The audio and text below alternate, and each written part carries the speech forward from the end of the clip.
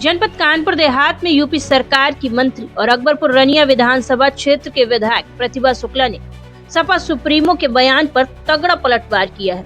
साथ ही पीएम मोदी और सीएम योगी की जमकर तारीफ की। दरअसल यूपी की राज्य मंत्री प्रतिभा शुक्ला देर शाम अपनी विधानसभा जनपद देहात के अकबरपुर रनिया क्षेत्र के कस्बा अकबरपुर में एक निजी कार्यक्रम में शिरकत करने पहुंची थी। इस दौरान पूर्व सांसद अनिल शुक्लवारसी ने भी कार्यक्रम में शिरकत किया।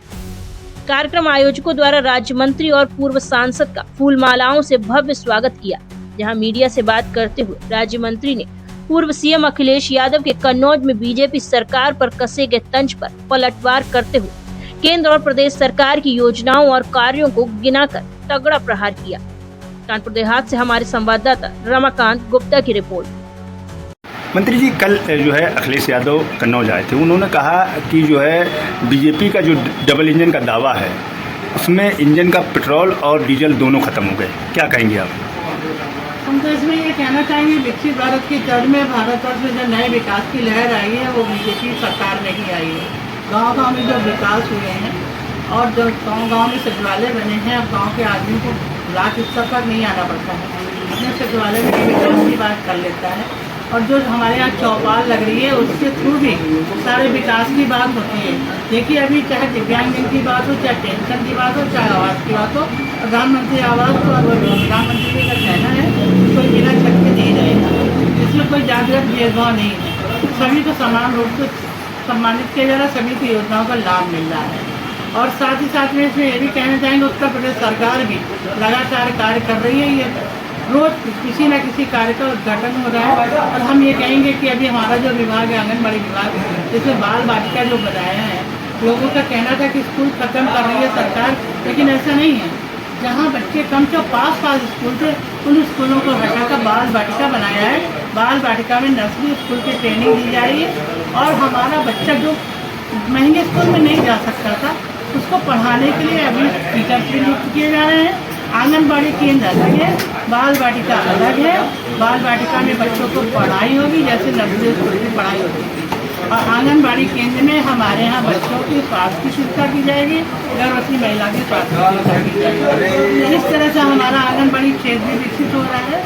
स्कूल को पूर्ण सशक्तिकरण भी किया जा रहा है। पंचायत भवन के माध्यम से वहाँ पर बैठकर सचिवालय में कार्य हो रहा है, जिससे लोगों को पेंशन मिल रही है। जहाँ भी कहीं ये कूड़े के ढेर इकट्ठे हैं उनको भी न्याय देने का काम, हटाने का काम किया जा रहा है। और अब स्वच्छता अभियान चलाकर विकसित भारत की तर्ज में हमारे सरकार लगातार कार्य कर रही है। और इसमें अभी हमारा जो सेवा पखवाड़ा शुरू होने जा रहा है, जिसमें स्वास्थ्य शिविर लगेगा और सभी लोगों का स्वास्थ्य परीक्षण किया जाएगा। जो दिव्यांगजन है उनको उपकरण दिए जाएंगे।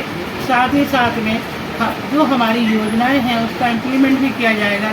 कुछ लोगों को चश्मे का भी वितरण होगा।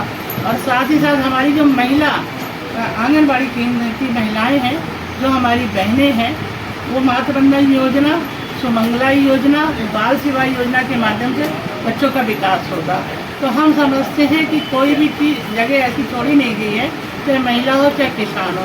किसानों के लिए भी बीज का उपकरण उपलब्ध कराया जाएगा। किसान मेला लगेगा। अभी कहीं ना कहीं खाद की समस्या को लेकर लोग बार बार इसमें ऑब्जेक्शन करें, उसमें हम ये कहना चाहेंगे खाद बहुत है लेकिन वितरण में कहीं दिक्कत है।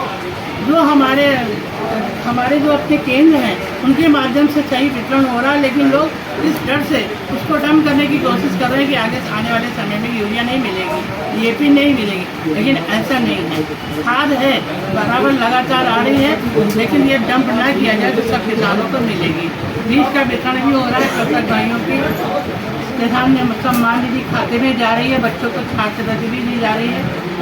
बच्चों को रोजगार देने के लिए प्रशिक्षण भी दिया जा रहा है। जो बच्चे हमारे किसी न किसी, बस ये है कि जो कार्य हो रहे हैं वो पारदर्शी तरीके से किए जा रहे हैं।